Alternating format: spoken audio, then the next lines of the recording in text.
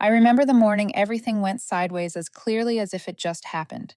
Boston was quiet, the kind of cold that kept people moving but didn't bite, and the AtlanticCare building felt as silent as ever.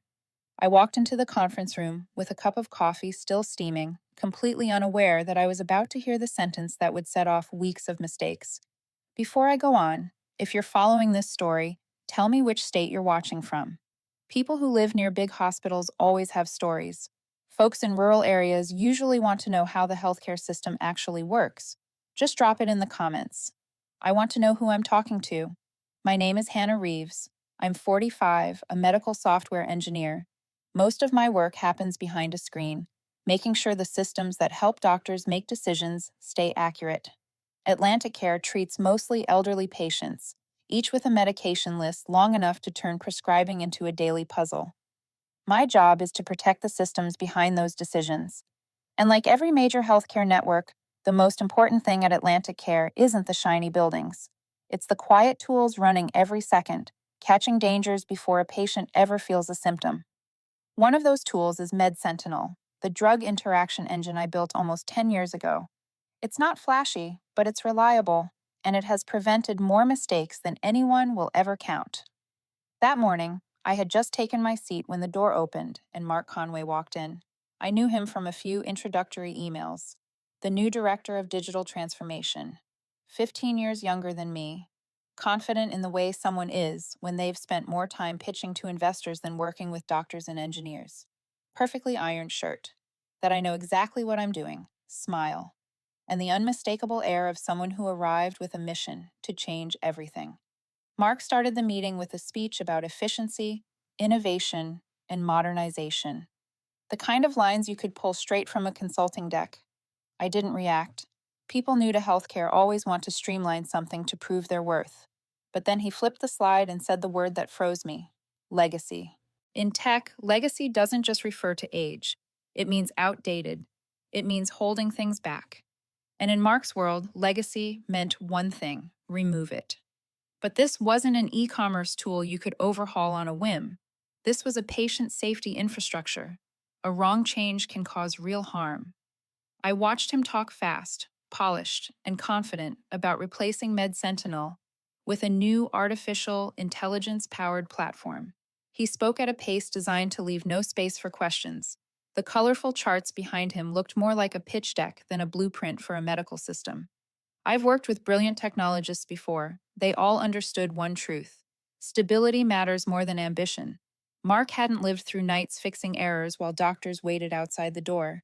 I doubted he had ever opened the technical documentation. So I stayed quiet. Sometimes silence is wiser, especially when the person in front of you isn't ready to hear the truth. I kept taking notes, watching every detail. The problem wasn't his vocabulary, it was his mindset. He treated technology as a financial asset, not a safety backbone. Some younger colleagues looked excited. That didn't surprise me. New tech always sparkles, especially when delivered by someone who talks fast and looks magazine ready. But the older staff, the pharmacists and physicians, started exchanging glances. They understood the danger of replacing a system they depended on every day. The meeting lasted almost an hour. When everyone stood, Mark walked out with the satisfied look of someone who believed he'd just laid the foundation for AtlanticCare's future. I stayed behind, staring at his whiteboard full of arrows. It looked less like a plan and more like someone trying to impress a room without understanding the stakes. I sipped my now cold coffee and set the cup down. In that moment, the unease settled in. Not because he wanted modernization, but because he wanted it fast, shallow, and for the sake of aesthetics, not safety. What he didn't know was simple. MedSentinel didn't belong to AtlanticCare. It was licensed through my own company, and tinkering with it without understanding its architecture could cost the entire network more than he could imagine. I stood and walked out of the conference room. The hallway echoed with doctors' footsteps, the steady beeping of monitors, familiar sounds, honest sounds. They didn't promise anything, but they never lied. And they reminded me of the truth everyone in healthcare learns sooner or later. The most dangerous person in the room is the one who thinks they understand a system better than the people who built it. That day, I had no idea I was going to be fired. I had no idea what Mark would try next, but from the moment he said the word legacy, I knew one thing for certain. AtlanticCare had just lived its last peaceful day, and his confident voice, more than any warning, was the first sign of the disaster to come. After the meeting with Mark that morning, I went back to my desk but couldn't focus on a single report. I opened my laptop, then ended up staring out the window. There are moments when your instincts tell you to return to where everything began, just to remember why you chose this work in the first place. And for me, that beginning will always be the night in 2014 when an elderly man almost lost his life because of a medication combination no one caught in time. I was at home when I got the emergency call from AtlanticCare. The overnight doctor sounded shaken. An older patient had been rushed into the emergency room, his body collapsing rapidly, blood pressure dropping, heart rhythm spiraling, symptoms tangled together so tightly, no one could tell what was causing what. He was on multiple medications from multiple doctors across multiple treatments. In that moment, his main illness did not matter as much as the possibility that his body was reacting to a dangerous interaction no one had recognized. I arrived at the hospital within minutes. The medical team was scrambling to keep him conscious. I opened his medication profile and started filtering each drug, cross-checking every pharmacological group. Back then, no system could analyze complex interactions on its own. Everything had to be done manually. And in an emergency room, manual means slow, and slow sometimes means too late. Eventually, I found the culprit. Two newly prescribed medications had reacted with one he had been taking for years. I spoke one sentence. The team adjusted his treatment immediately. Stability slowly returned. He lived. But that moment carved itself into me, not because I saved someone, but because it showed me exactly what the system was missing. On the drive home, I knew I could not let nights like that depend on human memory and reflexes anymore. We are good, but we are not perfect. The human body is too complex to rely on one person remembering every drug interaction. One small oversight is enough to break an entire life. That was when MedSentinel began to take shape, not to replace doctors, but to support them when the decisions mattered most.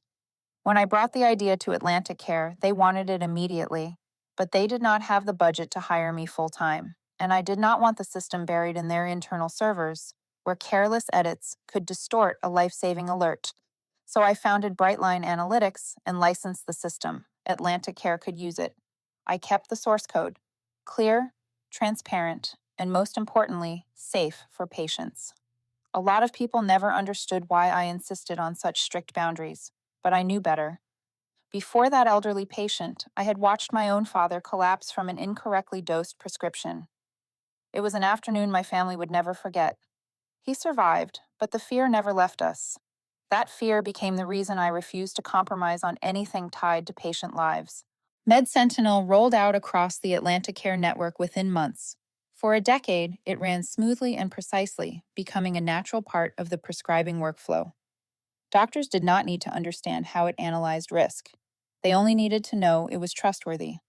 Every alert delivered at the right moment meant another correct decision made.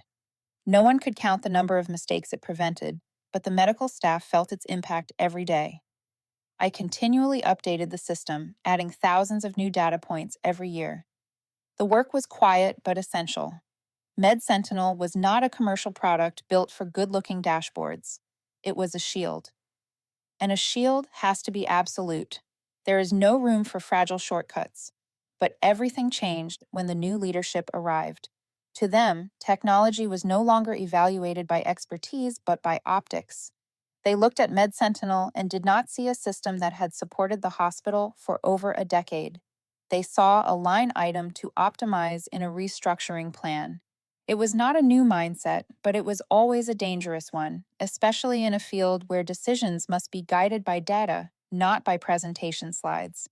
And Mark, with the confidence of someone who understood profit reports better than real patients, quickly decided MedSentinel should be replaced with something flashier. Something futuristic, something impressive. What he failed to see was the one thing that mattered most. This system was not just a product, it was experience forged under pressure, responsibility learned in emergency rooms, a response to nights like that one in 2014. It was created not to impress, but to protect the people waiting for doctors to make the right call. I looked at the operations dashboard, where alerts still appeared steadily. Those alerts were not numbers. They were proof that the system was doing exactly what it was built to do. But for someone eager to overhaul everything quickly, values like that are often invisible. I exhaled slowly. The future of MedSentinel no longer depended on how good it was. It depended on how well people like Mark understood it. And they did not understand it. I knew that too clearly. I closed my laptop. I had no idea what would happen next. But I did know this. Mistakes begin the moment people forget why a system exists. And MedSentinel exists because one life once hovered on the edge. No one mentions that in board meetings, but I have never forgotten. And soon enough, Mark would learn the same truth. Ignoring a system does not weaken it, but ignoring the reason it was built always leads to trouble. The only unfortunate part is that this lesson always arrives later than anyone expects. If the earlier chapter was the story of why I built MedSentinel, then the next chapter of its life was tied to a man who knew nothing about how hospitals actually worked. Mark Conway. Mark was not hired to improve patient care. No one said it out loud, but everyone in the hallway understood. He was brought in to prepare AtlanticCare for going public. And when a healthcare network starts talking about an initial public offering, the equation shifts. Patient health still appears in the mission statement, but it is hard to compete with the shine of numbers printed in a prospectus. Mark arrived like the face of a new era. He talked about restructuring, operational efficiency, accelerating technology, and boosting performance metrics. None of that was wrong. The problem was how he viewed everything. To Mark, every service, from patient care to prescribing software, belonged on a giant spreadsheet. Each item had a code, a projected cost, and a potential area for cuts. Real life, real people, real mistakes did not appear on a single slide he presented. That was what worried me most. In healthcare, one bad line of code does not just break a system. It can hide a missing alert, delay an emergency decision by minutes, or let a dangerous drug interaction slip by unseen. But Mark treated everything as if he were evaluating warehouse inventory software. He might have been excellent with financial reports, but inside a hospital, ignorance can be more dangerous than incompetence. The first meeting where Mark presented his grand vision for AtlanticCare said everything. He opened with a string of buzzwords about turning the entire workflow into an artificial intelligence-powered pipeline, from scheduling to diagnostics. It sounded beautiful, especially to investors. But to those of us who actually worked inside a hospital, we knew artificial intelligence could analyze, but it could not stand in a waiting room explaining an error to a grieving family. And even though artificial intelligence could be helpful, no system could replace a doctor's judgment or the critical alerts MedSentinel provided. After the artificial intelligence pitch, Mark moved to the part that set every alarm bell off in my head, consolidating all source code under the company. He called it optimizing intellectual property assets and strengthening enterprise value ahead of the initial public offering. I recognized that logic instantly. It usually came from people who had never written a single line of medical software, but believed that placing it under administrative ownership somehow granted them control. To minds like his, software was just a printer. Bring it into the warehouse and stamp the company name on it. While others took notes, I sat still and observed. What he wanted was not a business plan, it was an attempt to gather everything he did not understand into one place so he could present it neatly to the board. And to do that, he needed to eliminate anything messy, like long-time staff, people with a voice, people who remembered why the system existed, and of course, people who owned something Mark could never possess. Med Sentinel. I knew things were shifting when Mark's assistant emailed me requesting a meeting to discuss contract updates. That phrase is always an omen. The meeting happened in a small conference room late in the afternoon, when the hospital was between shifts and the hallways were growing quiet. Mark walked in with his familiar confident smile, set a packet on the table, and spoke gently, as if asking me for a cookie recipe. Hannah, to support our transition phase, we need to align on an addendum to transfer full MedSentinel Source code ownership to AtlanticCare. This will simplify management and strengthen our technology asset profile. I opened the packet. It was a new contract addendum demanding that Brightline Analytics, my company, transfer all MedSentinel source code, relinquish intellectual property ownership, and grant AtlanticCare unconditional rights. I read every line, slowly, without speaking. Mark thought I was considering it. In reality, I was trying not to laugh. When I finished, I slid the packet back to him. Mark, this contradicts the original contract entirely. MedSentinel is licensed, not transferred. That is spelled out in the intellectual property clause. There is nothing to negotiate. Mark tilted his head with the patient expression of a man who believed he was merely explaining the future to someone behind the times. Hannah, you are smart. You understand we are restructuring. We need full control of software assets to prepare for the listing. This is good for everyone, I answered softly, not raising my voice. Good for you, not good for patients, and not legal. For a brief second, his smile faltered. Not fully. Just enough for me to see he was not used to being told no, especially with a reason behind it. I stood, picked up my laptop, and walked to the door. Before leaving, I added one line to avoid any confusion. You want the source code? I understand. But you are demanding something that does not belong to AtlanticCare, and you will not get it by slipping an addendum under my signature. Mark said nothing.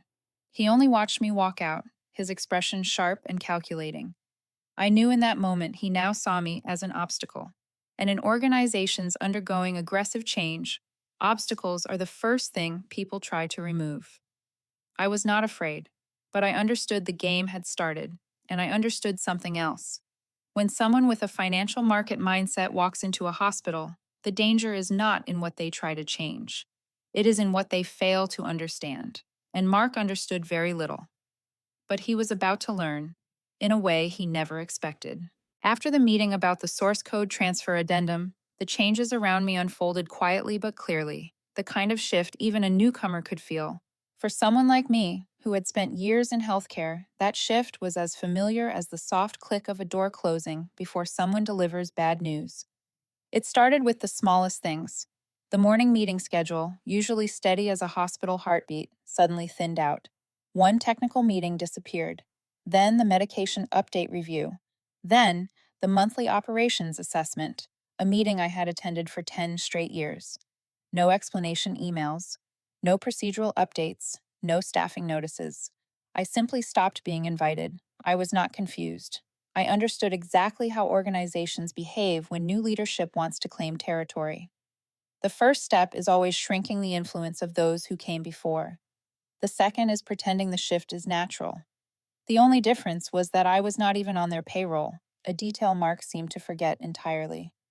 On the third morning, while I was reviewing last month's data updates, my phone buzzed. It was Jamie, a young engineer from the testing team, someone who rarely involved himself in management issues.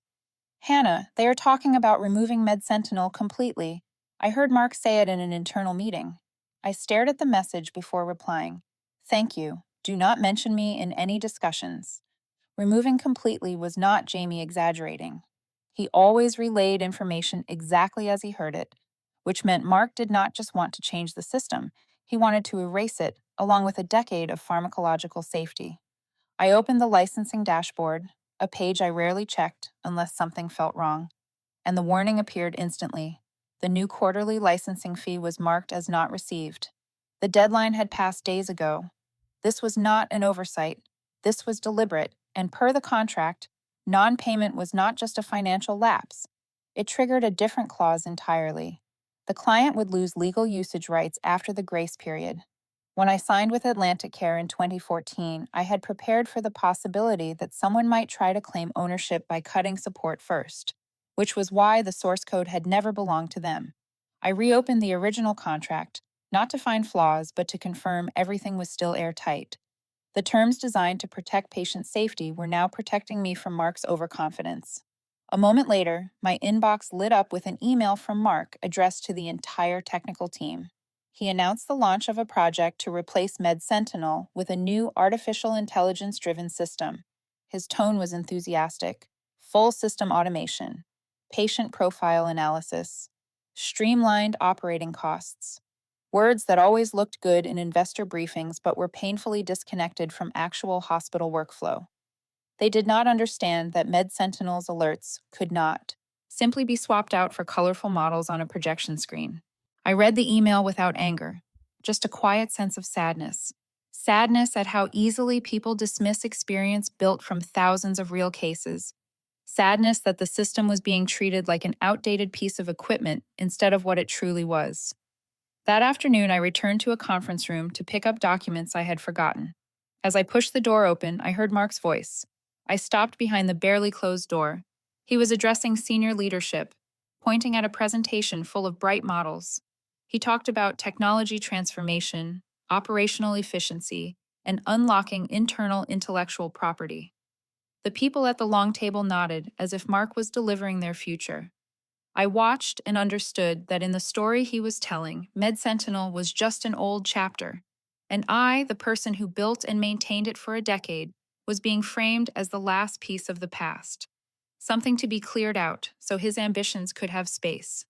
The irony was that he saw me as outdated staff, even though I had never been AtlanticCare staff at all. I slipped out quietly. The truth was clear. I had been pushed out of the game, not because the system was obsolete, not because I was unqualified, but because Mark needed a convenient obstacle to prove he was changing everything.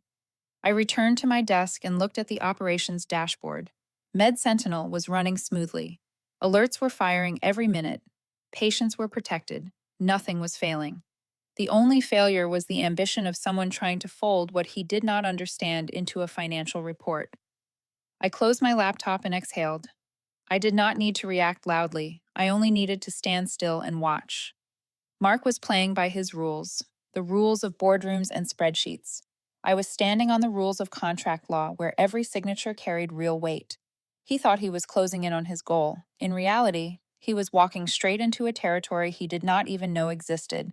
And I, the obstacle he thought he was removing, held the key to the entire door he believed he had already opened.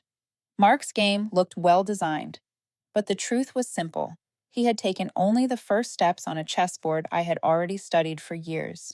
2 days after I noticed the licensing fee had gone unpaid, the email arrived at 4:12 in the afternoon, a familiar hour for things no one wants to receive.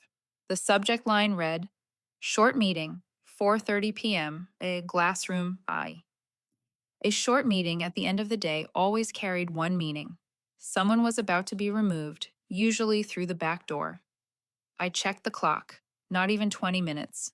Enough time to close the files on my screen, fold my laptop, and let my thoughts settle exactly where they needed to be. I called no one, messaged no one. As an independent vendor, I had no one inside the system to warn. I simply stood, picked up my small notebook, and the bright line contract I always kept in my drawer. Glassroom B sat at the end of the hallway, next to the family waiting area. The room lived up to its name. 3 glass walls faced the busy corridor. Anyone could see who was summoned. No one could hear what was happening inside. A quiet way to apply pressure without saying a word. Mark was already seated.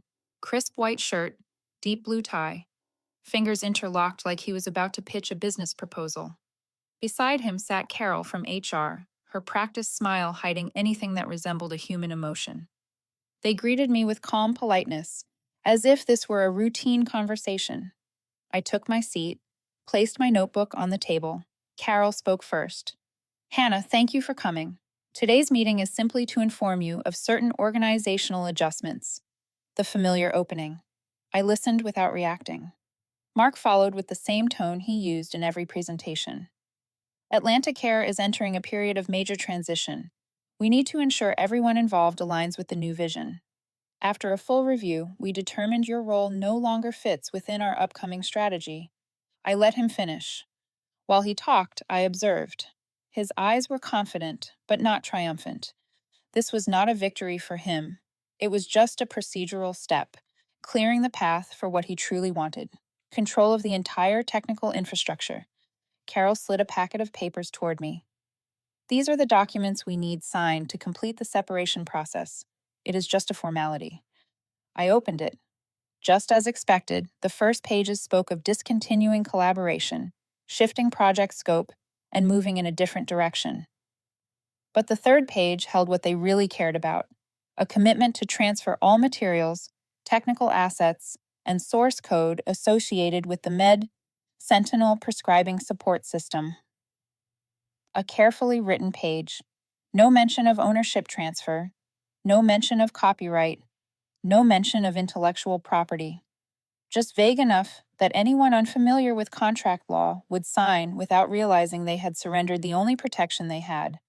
I folded the packet and set it down. Not in a hurry, not defensive.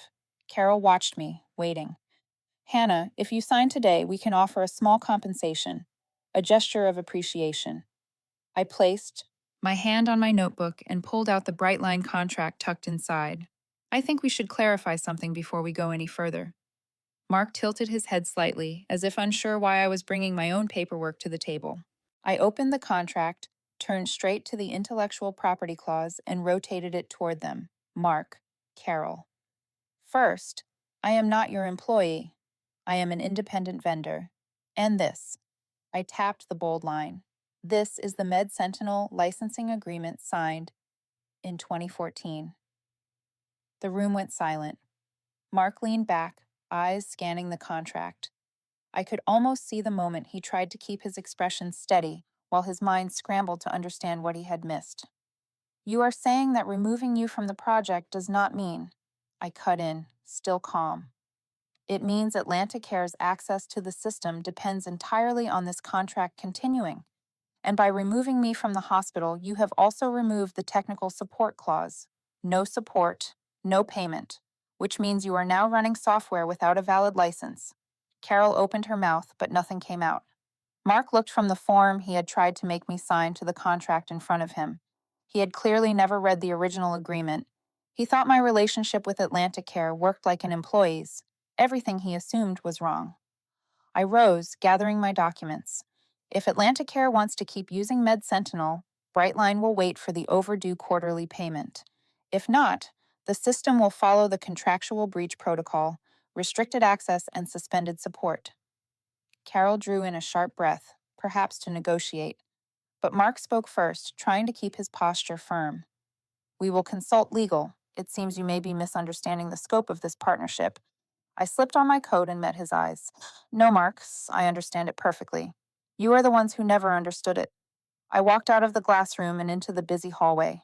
No one there knew what had just happened. No one knew that in a few days, the system they relied on to catch dangerous drug interactions would enter a period of expired licensing. I pushed open the door and stepped outside. Not hurried, not fearful. The late afternoon light stretched long shadows across the concrete. I checked my watch. From this moment on, nothing belonged to the hospital meeting anymore. From this moment on, all I had to do was count. Not work hours, but the hours left before the contract expired. And before Mark realized he had pushed the hospital into a risk that no artificial intelligence system could pull them out of. That Monday, I woke earlier than usual. Not because I was nervous. In fact, I had slept unusually well. When you have done everything by the book, by the contract, and by your conscience, you do not wake up startled in the middle of the night. I walked into the kitchen, made coffee, and opened my personal laptop. Part habit, part certainty about what would appear on the screen. I logged into the Brightline Analytics console. Within seconds, the notification appeared. Sentinel license, expired. Quarterly payment, not received. Status, switching to protection mode. The message blinked lightly, almost as if shrugging. It was not angry. It was not a bright Hollywood red alert. It was simply stating, I am doing exactly what I was built to do. I took a sip of coffee and watched each module shift into its new state. Hospitals across the AtlanticCare network began sending authentication requests, each one denied. The same loop repeated in Boston, Providence, and Hartford. I could picture it. Nurses trying to submit medication orders on their computers, confused when the system redirected them to a paper form. In healthcare, slow and certain is always the safest option when a system cannot guarantee accuracy. Sentinel was built to prioritize patients, not leadership convenience. I kept watching the dashboard. Hospital after hospital shifted into manual operation, not chaos, just an inconvenience. And if the choice is between inconvenience and danger, I will always choose inconvenience. Around 7 in the morning, alerts from the network grew heavier. I muted them. I did not enjoy hearing the emergency chimes of the system I built. I imagined Mark sprinting down the 8th floor hallway at AtlanticCare, probably clutching the laptop he never used correctly. No button on that machine could fix this. This was a contract, not code. At the main Boston hospital, someone was likely asking, "Does anyone know why the system is down?" And a seasoned nurse was surely replying, "Probably because the new boss tried something again." I had heard that line hundreds of times over the past decade. This time, they were right. Snow from the night before had left a thin layer on the rooftops, turning the street outside my window into a white sheet of paper. The calm felt surreal compared to what was happening across the city. At 7:20, the first call of the day came in. Unknown number, Boston area code. I let it ring 3 times before picking up. Hannah. Mark's voice came sharp and tight as a string pulled too far. "What is happening? Med Sentinel is not running. The entire hospital system is paralyzed." "Paralyzed is a stretch," I said.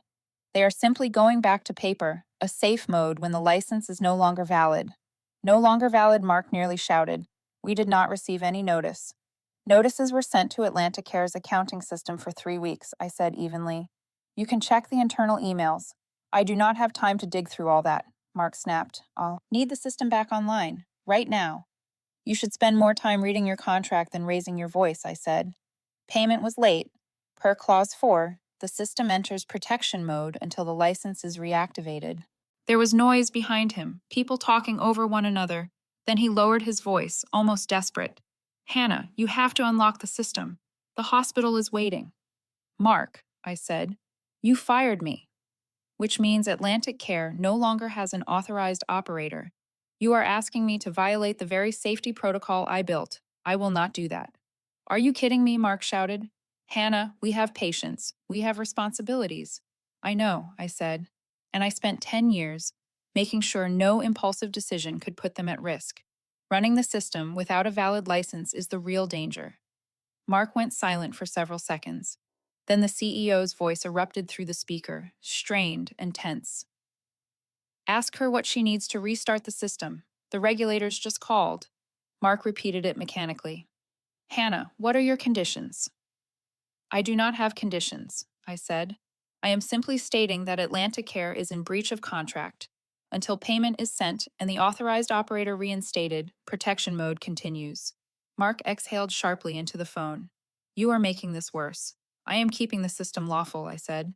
"What made this worse was your attempt to change technology you never understood." A loud thud echoed on his end. Probably the CEO is losing patience. Then Mark spoke again, his voice low and clipped. "We will call back." "I will be here," I said. I ended the call and returned to the dashboard. Protection mode was active across the entire network.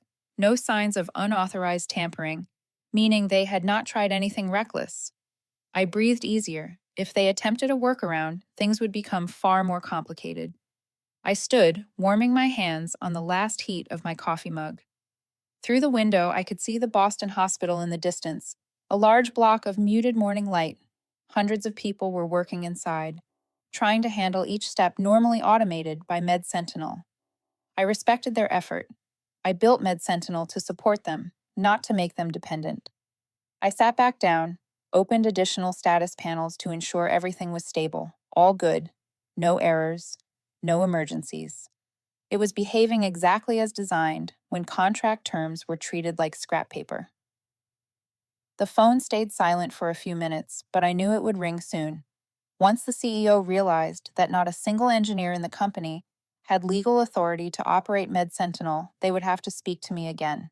Not because I mattered, but because the patients did. I leaned back. Everything unfolding now was simply the consequence of someone trying to cut costs without understanding that certain things in healthcare cannot be cut. I finished the last sip of coffee and set the mug down. The next call would not be from Mark. It would be from someone higher, with a heavier voice and far more responsibility. And when that call came, I was already prepared for every word. The real game had only just begun. The call from AtlanticCare came just before 9 in the morning. This time, it was not Mark. The area code and the final digits told me clearly it was the executive office. I took a sip of coffee before answering. Hannah Reeves, a deep male voice said. This is Stephen Ward, CEO of AtlanticCare. We need to talk immediately. I figured as much, I replied. How do you want to meet online? We sent the link. I logged in. 3 video windows appeared. Stephen, calm but drawn tight beneath the surface. The in-house attorney, sharp-eyed and cautious. And Mark, looking like someone who had been sprinting under pressure for miles. Stephen began in an even tone. Thank you for joining. We want to resolve this in a cooperative spirit. Mark cut in before the sentence fully settled. If you do not restore the system right now, the hospital will fall apart. You have no idea how dangerous this is, I interrupted, my voice level as a straight line. Mark, the system is not harming anyone. It switched into protection mode exactly as designed to prevent medical errors. If you want someone to blame, look at your cost-cutting decisions. Stephen tilted his head to signal Mark to stop talking. The attorney opened her folder. Hannah, she said gently but firmly, I need to confirm a few points. You signed a contract with AtlanticCare as an independent vendor, correct? Correct. The copyright and source code of MedSentinel belong to your company, Brightline Analytics, correct? And any modification or access to the system without your permission is a breach of contract. I agree. The attorney closed her file and exhaled softly, the kind of breath from someone who had expected trouble but still hoped for a miracle. Legally speaking, that means AtlanticCare is in breach of contract. Stephen closed his eyes for a moment. Mark shot up from his chair. That is impossible. She is an employee. Mark, I said calmly, you did not read the contract. I was never an employee. Stephen placed his hand on the table, producing a quiet but authoritative sound. Hannah, we need to know what you want. We have no choice but to work with you. I want only one principle, I said. I do not use my skills to cause harm, but I will not allow anyone to use my technology irresponsibly. This is a medical system, not a test bench for half-formed ideas. The attorney nodded, recognizing the truth in that. Stephen continued, What solution do you propose? I had prepared this long before. I opened my document and spoke clearly, breaking down each part. AtlanticCare has 2 options. Option 1. Build your own system to replace MedSentinel. This requires expertise in pharmacology, federal regulations, and hospital data handling. It will take 3 to 5 years, cost tens of millions, and during that time, you will operate fully on paper. The legal and public relations risks are extremely high. Mark stared down at the table, silent. Option 2. Buy out MedSentinel permanently. That includes the source code, modification rights, internal documentation, and full transfer package. The price is $8 million. The silence that followed felt almost physical. Mark nearly jumped from his seat. 8 million. You think you are selling gold, Mark? Stephen said, cutting him off. Enough. I kept my tone calm. That price reflects the value of the technology, the value of safety, and the cost of your unilateral interference without expertise. It also includes the process improvements required to prevent similar failures. The attorney flipped through the contract again, then said quietly, Legally, option 2 is the safest path. Stephen turned toward Mark. He did not need to say anything. There was nothing left for Mark to argue. Then Stephen faced me again. If we agree to this price, will the system be restored immediately? I will reactivate the license within 10 minutes of receiving payment, I said, and I will guide your technical team through the transition. Stephen hesitated briefly. He was clearly thinking about headlines that could derail a career in the time it takes to read them once. I added, not as a threat, but as a fact. If AtlanticCare continues operating without a safety support system, the press will not say it was a technical glitch. They will say a major hospital ignored patient safety to save money. Mark kept his head down. The attorney closed her eyes in acceptance. At last, Stephen spoke, with no uncertainty left in his voice. Very well.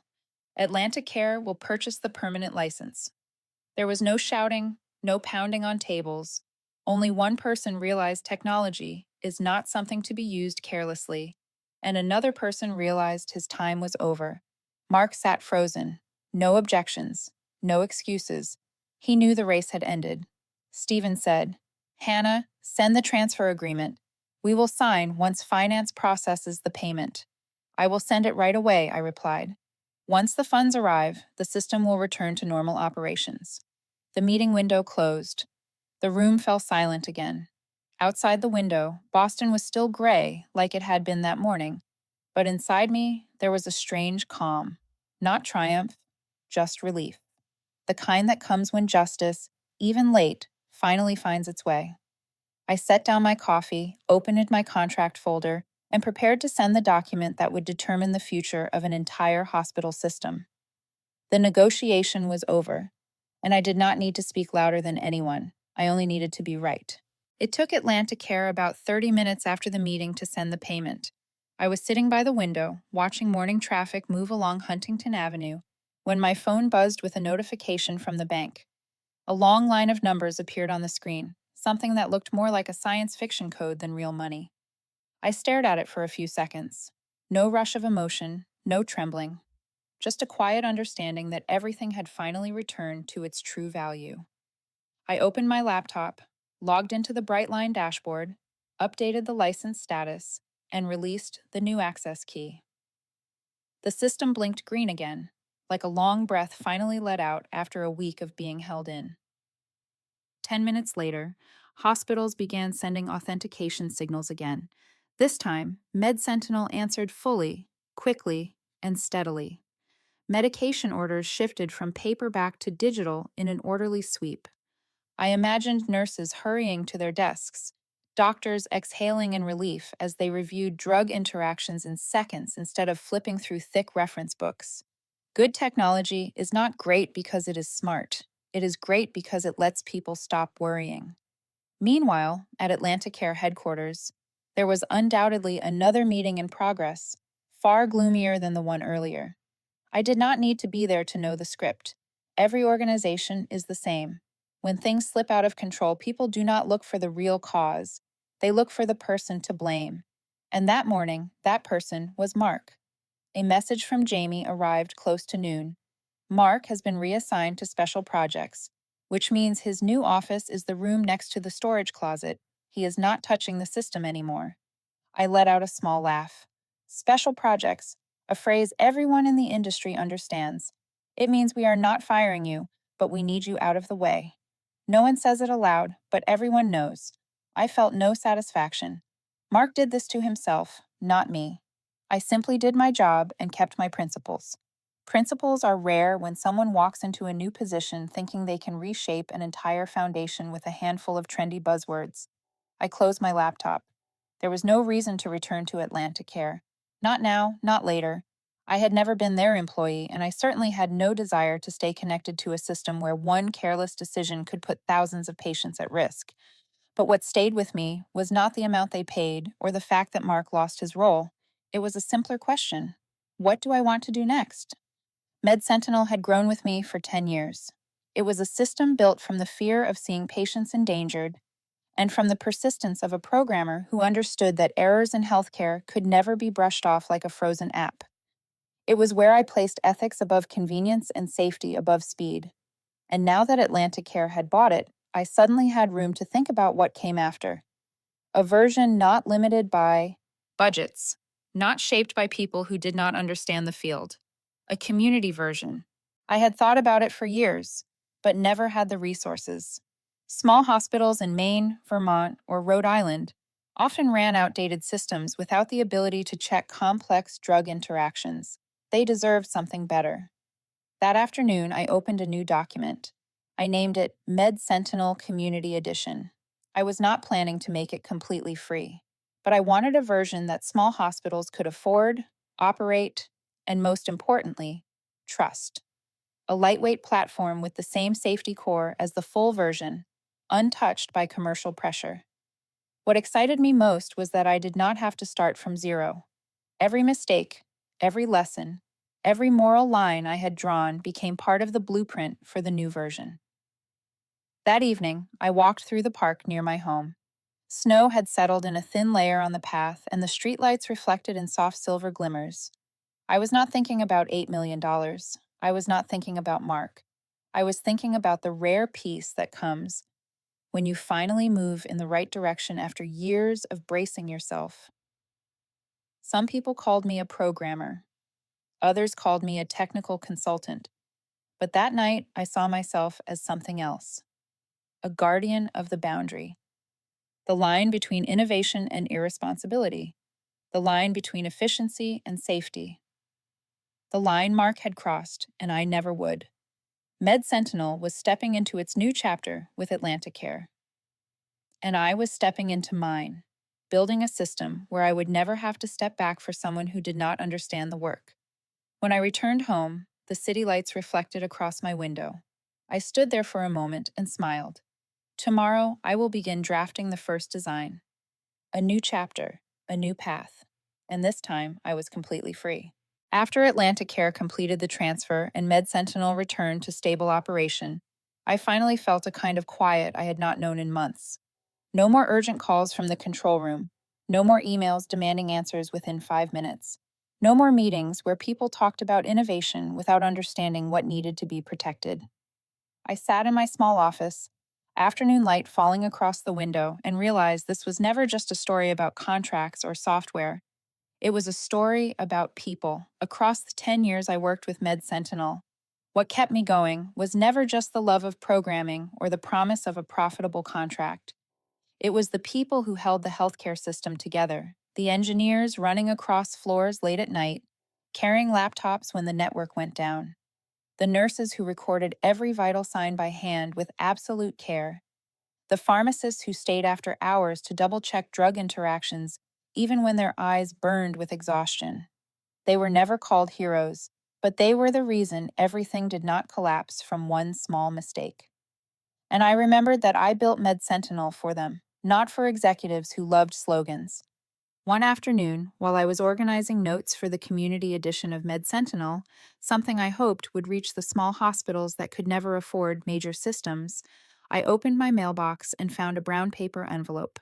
No logo, no headline, just an old but careful handwriting. I opened it. Ms. Reeves, 2 years ago, I was prescribed 2 medications that should not be taken together. My doctor did not catch it. Med Sentinel did. I lived 2 more years, long enough to see my granddaughter enter college. I know nothing about technology, but I know I am still here because of your work. I set the letter on my desk. In that moment, I thought of my father. On the day he stood on the edge of a similar mistake, he almost lost to it. From that moment forward, I understood why I would never allow carelessness or arrogance to touch code connected to human lives. You can debate interfaces, new features, or response time, but you do not treat patient safety lightly. Not ever. I framed the letter and placed it beside my window. It reminded me that behind every red alert on a screen was not just a system error, it could be a life. On the wall opposite, I hung the transfer agreement between Brightline and AtlanticCare. Not as a trophy, but as a quiet reminder that sometimes strength does not come from shouting or dramatic confrontation. It comes from reading a document carefully, holding your ethics steady, and refusing to bend to people who think they have more power than they actually do. People often asked if I regretted leaving AtlanticCare, leaving a large institution, leaving colleagues I respected, leaving a place where I had built a technological foundation for years. I smiled, much lighter than I ever had in those meetings with Mark, and said, "If someone calls you outdated, congratulations. It means you have experience they cannot comprehend." I did not say that to mock anyone. I said it to remind myself and anyone listening, especially those over 60, that you have lived through enough cycles of technological change to know that knowledge and experience have never been weaknesses. They only look like weaknesses to people who have never been held accountable for their decisions. For me, and for anyone who has spent a life working with integrity, knowledge, and experience, are the only things that never become obsolete. That evening, I stood by the window, watching the lights of Boston turn on one by one, like a living map of the city. Those lights made me think of all the people who work quietly behind every system, the ones who keep the lights from going out. When leadership delivers visions full of slogans, it is those workers who make sure every patient walking into a hospital has a safer chance of walking back out. And when I look back on everything that happened, I knew it was not about winning or losing, not about Mark, not about the transfer payment. The real story was about protecting what mattered, protecting lives, protecting ethics, protecting the value of responsible work. And I believe those who have lived long enough understand that better than anyone. Before we close, I want to leave you, the person still listening at this very last moment, with a gentle and honest message. If you want to hear more stories where reason outlasts authority, where skill outshines arrogance, subscribe to the channel. I have more true stories to tell you, stories about the people who keep the lights burning where the world rarely looks. One chapter is closed, but the light from those quiet workers remains, and we will meet again in the next one.